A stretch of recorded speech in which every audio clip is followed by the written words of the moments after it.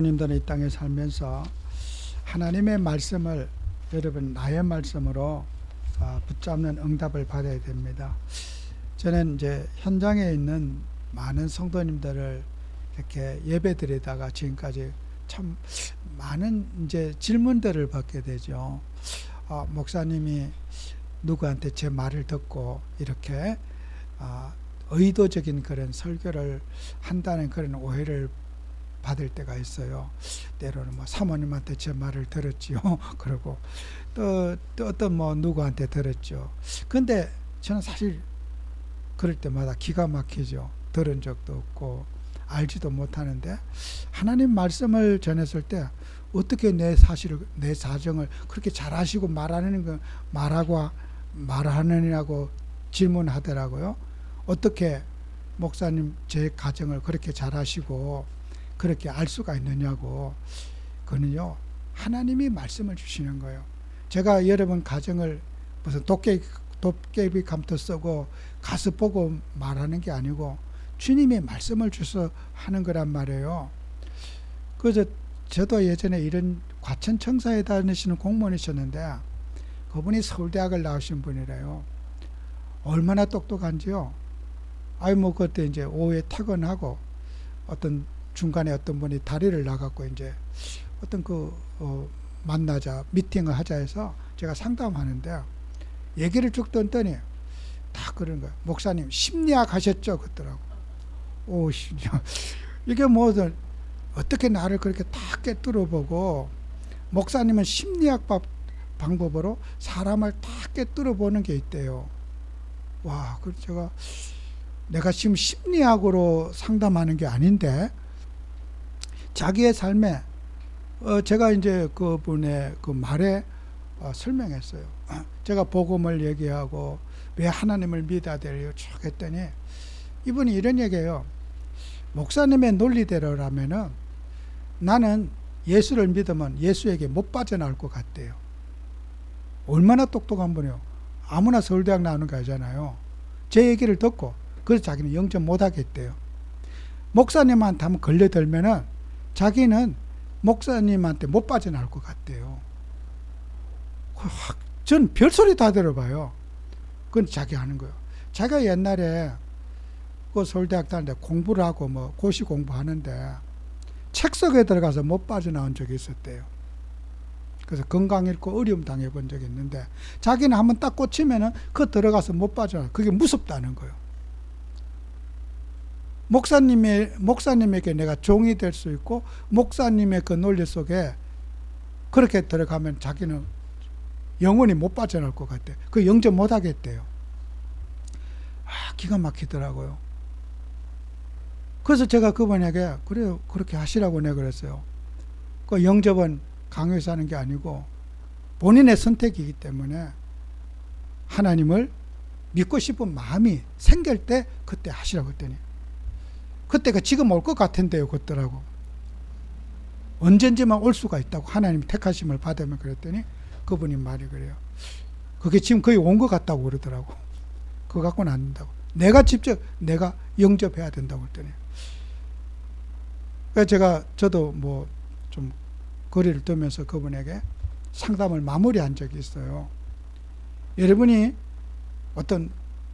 제가 어떤 사적인 사생활, 그럼 처음 만난 분이거든요. 그런데 그렇게 예민하게, 제가 심리학적으로 사람을 분석한 게 아니고, 어느 가정을 방문해서 제가 한 게 아니고, 하나님 말씀을 전해주면은 개인에게 와닿는 말씀이 전달되는 거예요. 그건 은혜로 받아야 되지, 목사님이 나 까네? 이렇게 해서는 안 되는 거예요. 누구 말 듣고 지금 의도적으로 저런 설교를 하시지, 이렇게 받으시면 안 되는 거예요. 여러분 하나님 말씀을 주님의 음성을 들으시기 바랍니다. 저는 수없는 그런 특히 좀 배우신 분들이 제게 그런 오해를 하는 경우가 참 많았어요. 그래서 제가 이렇게 참 세상적으로 이렇게 똑똑하신 분들이 저한테 항상 그래요. 목사 누구한테 이 얘기 들었느냐고. 아무도한테도 들은 적 없어요. 그것도 어떤 또 직원들끼리 갈등하더라. 목사님끼리 계속 다 내 얘기 다 고자질 해가지고 내 얘기 다 까발려가지고 목사님이 저런 얘기하게 만든다고. 그러니까 이제 직원들은 나하고 이제 거리를 두는 거예요. 목사님하고 얘기한 적이 없는데 자기도 오해를 받으니까 목사님 말씀 전하는데 방해될 것 같아서 어떤 다들 거리를 두더라고요. 저는 정말 사적으로 그런 얘기 듣고 하는 거 아니에요. 그러면 성도들에게 그런 삶에 대해서 우리가 말씀을 전할 때 하나님이 그 말씀 목사를 통해 주시는 건데 제가 인간적으로 누구를 떠들곤치해서 그런 말씀을 전하는 거 아니에요. 여러분 혹시 그런 게 있다면 하나님이 목사님 통해서 나에게 말씀을 주셨구나, 그렇게 여러분이 받아들이셔야 됩니다. 꼭 제가 수 없는 그런 질문을 받고 항의를 받은 적이 헤아릴 수 없이 많습니다. 그죠? 정말 저는 하나님 앞에 말씀드립니다. 저는 같이 사는 사모에게 이런 말 저런 말 교회 얘기 안 듣습니다. 제가 사모님 물어보세요. 안 듣, 일단 안 합니다. 누구 얘기 딱 잘라버립니다. 안 합니다. 왜요? 사모가 만약에 하더라도 저 안 듣고 하지도 않습니다. 제가 30년 이상 살아오면서 어떤 사적인 얘기 안 합니다. 저 못하게 합니다. 왜요? 듣지 않습니다. 왜요? 제가 하나님 말씀 전하는데 방해될까봐 어떤 얘기도 안 합니다. 저는 이 강단에서 말하면 끝이에요. 저는 성도들과 관계 얘기 안 합니다. 그래서 저와 여러분이 기도하면서 항상 여러분이 하나님 말씀을 육신적으로 이해하지 마시고 어떤 여러분에게 힘든 일이 있더라도 주님이 나에게 말씀을 주셨구나, 목사들 입을 통해서 하나님이 나에게 말씀을 주셨구나, 이렇게 여러분이 은혜로 꼭 받으시기를 정말 부탁하고, 혹시 그런 부딪힌 일 있으면 그걸 붙잡고 한번 기도해 보세요. 정말 하나님 저 말씀이 나에게 정말 이렇게 해당됩니까? 정말 주님이 여러분에게 반드시 그 말씀을 증명해 주실 줄로 저는 확신합니다.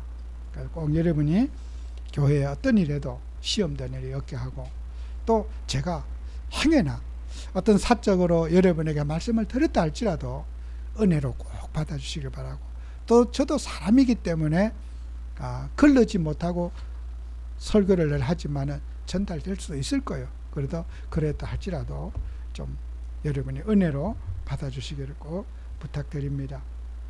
그 오늘 말씀에 관유라는 말씀의 제목이죠.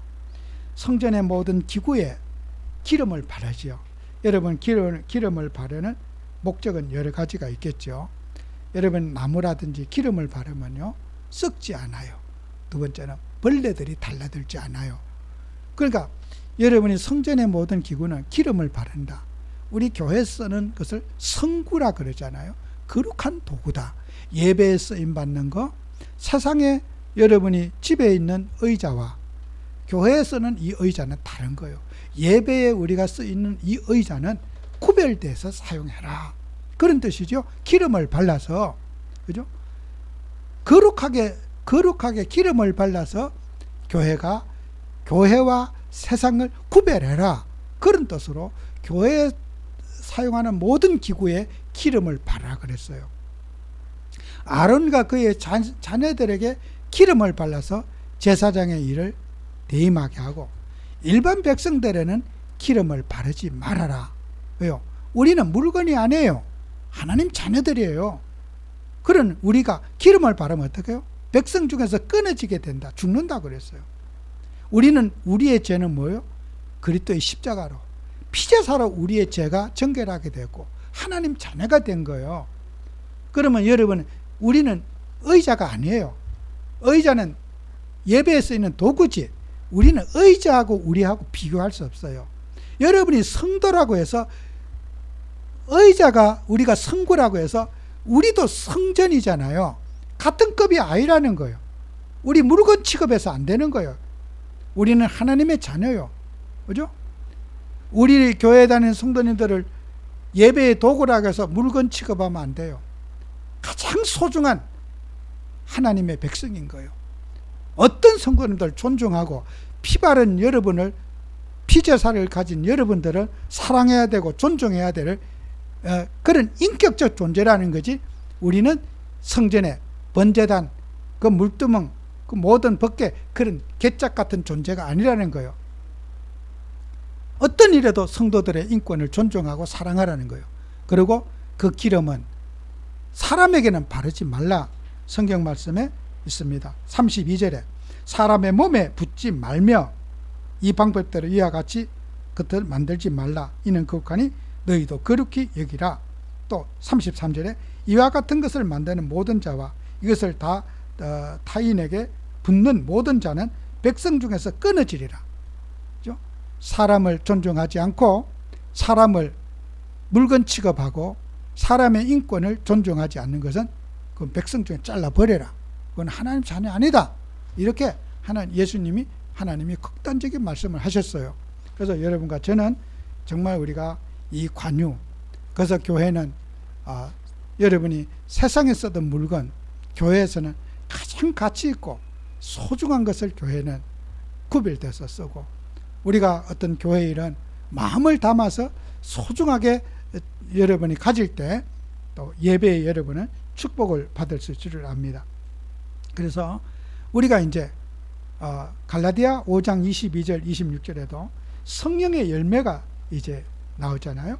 그래서 우리가 성령의 열매는 이렇게 우리가 이제 그 기름을 발라서 우리가 거룩하게 여김을 받아서 그 거룩한 삶에게 열매가 이제 나타나잖아요. 화평, 오래 참음, 자비, 양선, 그런 이제 우리가 온유와 절제, 이런 것들이고, 그 다음에 24절에는 예수의 사람들은 육체와 함께 그 정욕과 탐심을 십자가에 못 박았다. 우리는 예수님 믿는 사람들은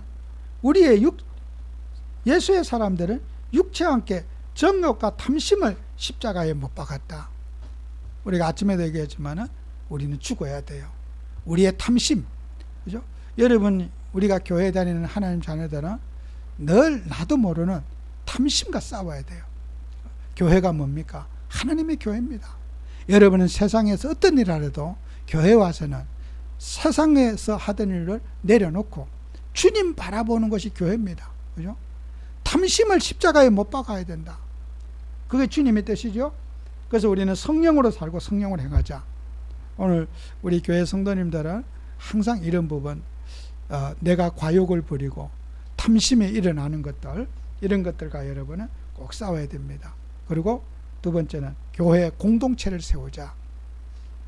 교회 안에 있는 모든 기구는 소중하지 않은 것이 하나도 없다. 오늘 성경 말씀에 다 기름을 바르라고 구체적으로 언약궤, 회막 전부 다 성전기구 등잔대 다 분향단 기름을 바르라고 그랬지 않습니까? 우리는 그리스도의 몸이에요. 교회는. 그 그리스도의 몸은, 여러분, 바울은 이런 말했어요. 골로새 1장 24절 25절에 나는 이제 너희를 위하여 받는 괴로움을 기뻐하고 그리스도의 남은 고난을 그의 몸된 교회를 위하여 내 육체에 채우노라 그랬어요. 우리는 이 기독교의 복음은 고난의 복음이에요. 우리는 수고하고 희생하는 것을 통해서 하나님은 거기에서 영광을 받으시고, 예수님이 우리를 위해서, 바울은 그래요. 예수님이 십자가에 우리에 죽으셨지만 예수님이 고난을 남겨놨다. 우리가 예수님이 고난당하듯이 나도 그 고난의 복음의 삶을 살아라. 그죠? 아까도 있잖아. A를 선택하면 B가 희생해야 될 부분이 있어요. 둘 다 만족을 줄 수는 없어요. 우리는 어떤 일이든지 선한 일을 하다 보면, 좋은 일을 하다 보면 또 내가 한 가지 부분을 희생하고 감수해야 될 부분이 있단 말이에요. 그죠? 그래서 그것이 바로 고난이라는 거예요. 내가 주님의 선한 일을 위해서는 내가 육신적인 일을 다 하고 주님의 일을 할 수가 없는 거예요. 그죠? 한 가지는 선택해야 된다는 거예요. 그죠? 주어진 건강, 주어진 물질, 우리는 2마리 토끼를 다 잡을 수 없다는 거예요. 그런데 하나님은 놀라운 것은 내가 주님을 선택했을 때 주님은 거기에 그 헌신을 통해서 나에게 또 다른 위로를 또 하나님이 풍성하게 더 많은 것을 할 수 있도록 주님이 주신다는 거예요. 보상해 주시겠다는 거예요. 보상이 없는 헌신은 누가 하겠습니까? 하지 않아요. 여러분이 육신을 내려놓고 주님을 선택하고 주님의 뜻대로 살려고 하면은 여러분은 작은 양보했지만은 하나님은 감동을 받아서 더 큰 하나님은 헌신할 수 있도록 건강으로 삶으로 여러분을 위로해 주시겠다는 거예요. 그래서 우리가 주님의 일을 한 저와 여러분에게는 항상 선택해서 여러분은 모든 것이 다 결정되어져요. 내가 결단해야 되는 거예요. 저도 제가 그래요. 어떤 제가 공적인 일을 맡았을 때도 여러분 우리 이제 장로님이 이제 부시장님이 되고 이제 되잖아요. 근데요 밑에서 일할 때와 장이 되고 나면 달라요. 책임감이 있어요. 직원들이 뭘 잘못하거나 실수해도 장의 책임이에요. 왜요? 지휘권자의 책임이기 때문에. 그러니까 항상 미리미리 생각해야 되고 또 미리미리 계획해야 되고 미리미리 뭘 해야 돼요. 그럼 우리가요 공적인 일을 하고 공검을 하다 보면요 어떤 무슨 지출을 하고 예산을 하잖아요. 근데요 안 되어 본 사람은 그거 몰라요. 쉽지 뭐 그거 아무나 하지. 그렇지 않아요. 항상 느끼는 게 있어요. 장이 되면요 사원들이 그렇게 부러워요. 저거들은 식당도 사장님은요 내일 반찬 준비하고 뭐하고 막 그러잖아. 알바하는 사람은 자기 시간만 끝나면 딱 지어가면 자기 시간이라 망구땡이야 놀아. 그잖아. 왜 직원들이 왜 알바만 하려고 그래요? 젊은이들이 요새는 알바 시장으로 다 간대. 직장 가기 싫어한대.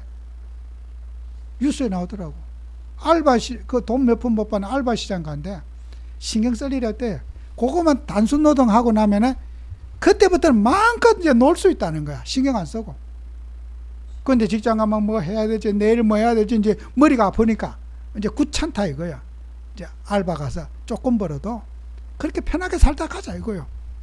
근데요, 여러분 사장님이 돼봐요. 살림, 월세, 뭐 다 걱정 다 해야 돼. 이게요, 퇴근이 없어. 잠드는 시간 말고는 퇴근이 없는 거예요, 이게. 늘 머리가 복잡하고 힘들어. 그죠? 근데 이제 사장님 하던 분이 남의 집에 그릇 닦으러 가겠습니까? 단순하게 나도 살자. 이제 알바나 하고. 아무리 힘들어도, 그죠? 잠자는 시간만 말고는 걱정거리가 있고, 염려거리가 있고, 힘들어. 그죠? 여러분, 우리가 주님의 하늘이라 맡은 자에게는 고난이 따르는 거예요. 그죠? 그 고난을 어떻게 해요? 감사해야 돼. 알바하고 시간 수당 받는 거, 그게 우리 인생의 행복이 아니에요. 때로는 우리가 주님을 하면서 남다른 신경을 쓰고 해야 할 일이 있잖아요. 그걸 감사해야 돼. 아무것도 없이 그냥 입만 먹고 알바하고 살면 행복할 것 같죠. 그죠? 우리는 많은 사람들이 어떤 일을 하고 직임을 맡거나 할 때는 남다른 고통과 수고가 보이지 않는 많은 일들이 감내해야 되는 일이 있단 말이에요. 그죠? 아까 어떤 선교회를 준다? 정말 이것이 바르게 하는 건지 나쁜지 그 시너지 효과가 돼야 되지. 누구나 손 벌린다고 해서 그냥 내 돈 아니라고 다 나눠줘 버린다. 그런 것은 안 된다는 거예요. 책임감 있게. 정말 작은 헌신이 많은 시너지 효과가 있도록, 결과가 있도록 우리가 기도하면서 인도를 받아서 하는 일이어야 된다는 거예요. 그래서 우리가 주님의 교회를 세우는 일에는, 그리스도의 몸을 세우는 일에는 소중하지 않은 일이 하나도 없다. 그 일 속에는 반드시 고난이 따르고 수고가 따라야 되는 거예요. 수고가 없는 열매는 있을 수가 없는 거예요. 그냥 공짜로 어쩌다가 잘 됐어. 우리는 간증을 그렇게 하죠. 이게 모든 것이 하나님의 은혜요. 우리는 한 것도 없는데 주님이 다 하셨습니다. 그죠? 저도 장로님 어제도 예배한 그래요. 다 하나님이 하셨다고. 그렇죠? 하나님이 하신 건 맞아요. 그러나 사람이 수고한 거 많아요. 남다른 고생도 하고 남다른 인내도 가졌고 한 일이요 어마어마하게 많아. 우리는 결과를 하나님께 영광 돌립니다. 내가 이렇게 온 것은 하나님의 은혜입니다. 나는 한 것도 없는데 주님이 다 하셨습니다. 그러나 그 과정 속에 우리가 수고해야 될 일이 보이지 않는 수고가 많이 들어가야 되는 거예요. 그죠? 우리의 모든 결과를 하나님께 영광 돌리되 그 과정 속에서 우리가 감당해야 될 그 고난은 바울이 남은 고난을 그리스도의 남은 고난을 내가 육체에 짊어지고 간다는 거예요. 우리도 그리스도의 남은 고난을 육체에 짊어지고 가자는 거예요. 그죠? 여러분은 우리가 살아가면서 이런 우리가 복음에서 내 육체에 채운다. 주님의 그 고난이 내게 이식이 돼서 우리는 좋은 선한 열매들을 맺어간다는 거예요. 그래서 여러분은 정말 주님의 뜻을 위해서 살아가면서 또 에베소서 5장 29절 30절에는 우리는 그의 몸의 지체임이라 그랬어요. 지체 역할을 정말 우리는 늘 말씀드리지만은 우리의 몸은 하나의 조직이요. 세포가 다 연결되어 있어. 여러분 이 손가락이 아파, 손톱이 조금 아파 보세요. 머리까지 아프다니까. 온몸이 다 아파. 우리는 한 몸이에요. 여러분의 영적으로 성령이 충만하고 은혜 받아보세요. 모든 사람이 여러분 때문에 행복해져요. 그게 우리는 여러분이 예를 들어서 장이 건강하잖아요. 그 장에서 건강한 소화력을 잘 되었고 다른 여러 가지 또 기능들을 건강하게 만들잖아요. 한 부분이 약해지면은 다른 부분에 또 약한 걸 전달할 수 있고 건강하게 되면은 약한 것을 고칠 수 있는 거예요. 그죠? 우리가 사람들이 내가 어떻게 해요? 건강한 에너지를 가지고 있어서 약한 사람, 약한 지체를 살려내는 그런 이제 응답받아야 되는 거예요. 우리 하나님 자녀들은 건강해, 내가 성령 충만하고 건강해서 약한 성도님들을 살려내는 그런 응답받는 꼭 주역이 되시기를 여러분 바랍니다. 건강한 기능을 해치는 게 아니라 내가 건강해가지고 약한 지체를 용기를 주고 힘을 주고 에너지를 공급해주는 그런 역할을 여러분 하셔야 돼요.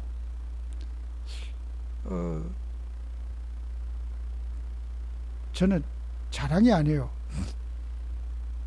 우리가 사람이요, 이런 가뭄 더위를 막 이겨내잖아요. 식물도 건강한 식물은요 가뭄을 더 잘 이겨내요. 영양이 딱 뒷받침되고요, 먹을 만큼 딱 그 식물의 시본서를 딱 먹으면요, 그 질소 낮추고 이렇게 키운 식물들은요 가뭄이 오잖아요, 다 말라 죽어버려요. 근데 영양이 충분한 식물은요 가뭄이 오고 막 다 타 죽을 것 같죠? 살아남아 있어요. 제가 이번 주에 가서 그렇게 조금 있다 옥수수 하나 나눠줄 거예요. 근데 안 죽었어요. 이 가뭄에 가보지도 않았는데 안 죽었어. 그래서 내가 진짜 내가 어떻게 네가 살아남았네. 다른 집에 다 바짝 말라 다 죽었는데 물도 한 방울 안 줬는데 내가 얼마나 칭찬 많이 했는지 몰라요. 말기도 못한 옥수수한테. 어째 네가 이래 살아남았네. 우리 집에 다 죽었을 겁니다. 기대하지 맙시다. 그래, 안 죽었어요. 열매를 주는 거예요. 그죠? 여러분이 건강한 사람은 고난을 견뎌내는데 잘 견뎌내요. 어떤 어려움과 문제가 와도 거기서 열매를 내는 거예요. 그죠? 건강한 사람은. 식물도 그래. 건강하고 영양이 충분하잖아요.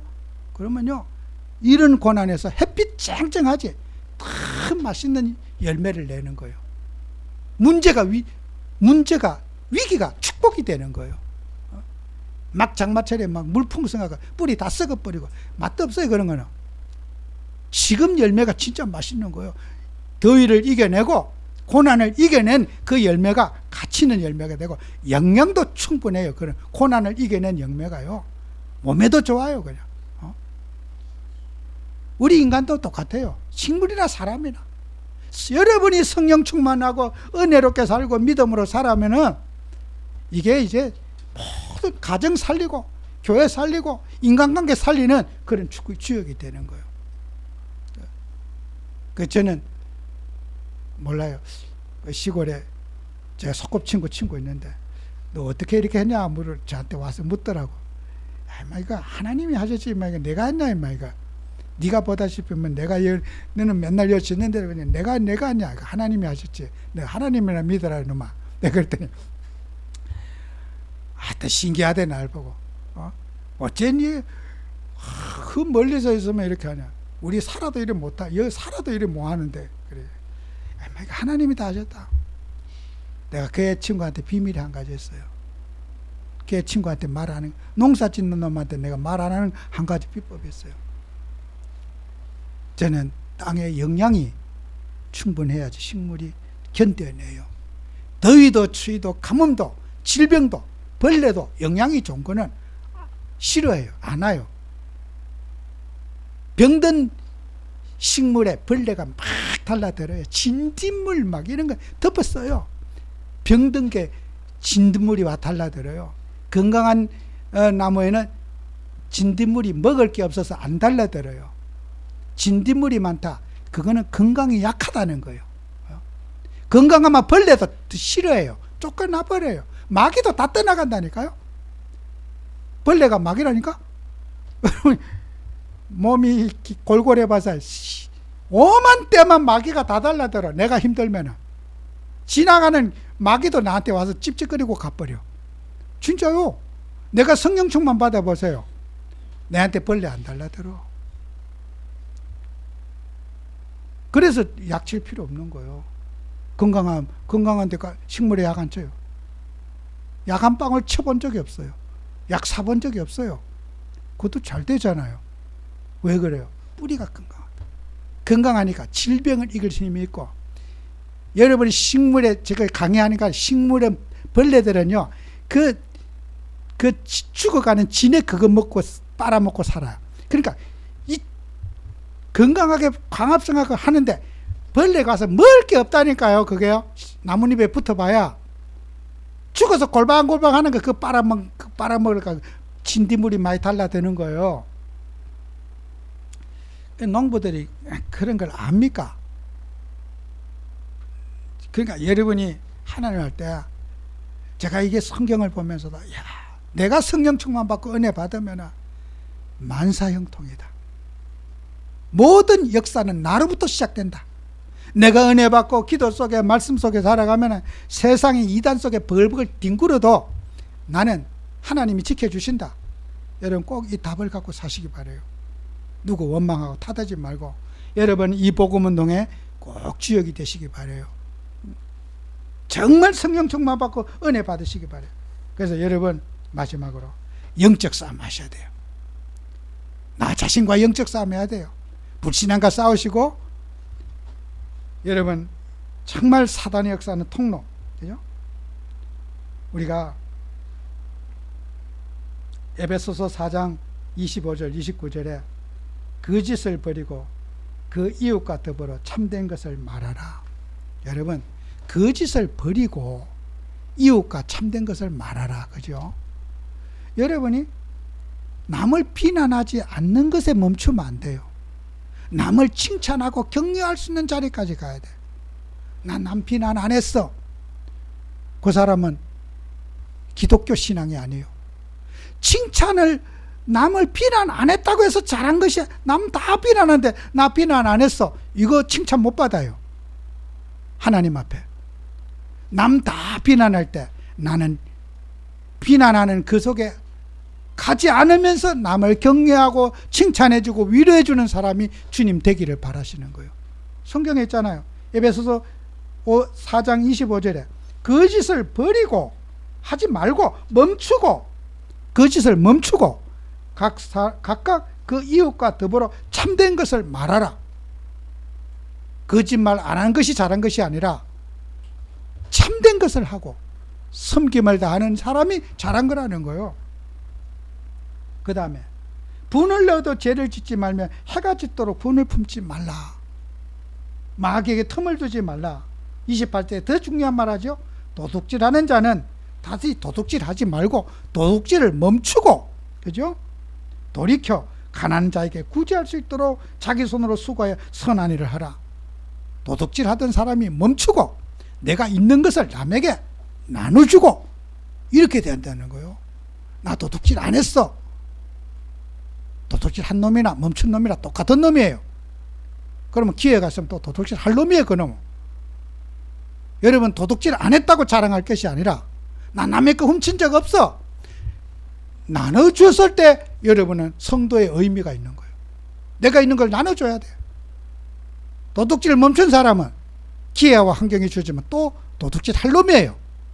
우리 성도들은 도둑질 멈췄다고, 나 도둑질 안 했어. 저도 도둑놈 새끼 나는 안 했는데 참았는데, 이런 말 하지 말아요. 남 비난할 때 나 비난 안 했는데, 그렇게 뻔뻔하게 살지 말고 남 비난할 때 나는 격려해주고 칭찬해주고, 남 도둑질할 때 나는 도둑질에 참여 안 했어. 그게 잘한 거 아니에요. 내가 있는 걸 나눠주는 것이 성도가 해야 할 일이라는 거예요. 오늘날 우리 기독교인들은 선민사상에 빠져갖고 나 너보다 잘했어, 나는 그런 짓 안 했어, 자기 율법과 자기 주의에 빠져있는 게 기독교의 문제점이에요. 성경의 원리대로 살지 않는 거예요. 헌신이 없는 거예요. 난 너보다 더 잘했어, 난 훔치지 않았어, 나 거짓말 안 했어. 거기에 머물러 있는 기독교는 죽은 기독교라는 거예요. 복음 가진 한 자, 새로운 액션, 새로운 헌신, 행동을 뒷받침하는 그런 삶으로 여러분이 성화되시기를 바랍니다. 정말 예수 믿는 사람은 세상 사람이 자부심을 가지고 있는 거, 세상 사람, 나 누구한테 사기 친 적 없어요, 당당하게요. 우리는 사기 안 치는 게 아니라 베풀어 주는, 그게 기독교 정신이에요. 나는 의롭게 살았어, 나는 저 사람보다 의롭게 살았어가 아니라 그 사람과 다른, 더 우리는 사람을 위해서 생명을 사랑하고 그들을 위로해주는 그런 정말 주님이 원하시는 그런 사람으로 쓰임받는 여러분 되시기를 축원합니다. 기도합니다. 주님, 우리는 하나님의 자녀로서 이 땅에 부름을 받았습니다. 성령의 도구로 쓰임받게 하시고 또 우리는 변화의 삶을 살아갈 수 있도록 우리에게 영적인 힘을 더해 주옵소서. 예수님 이름으로 기도합니다. 아멘.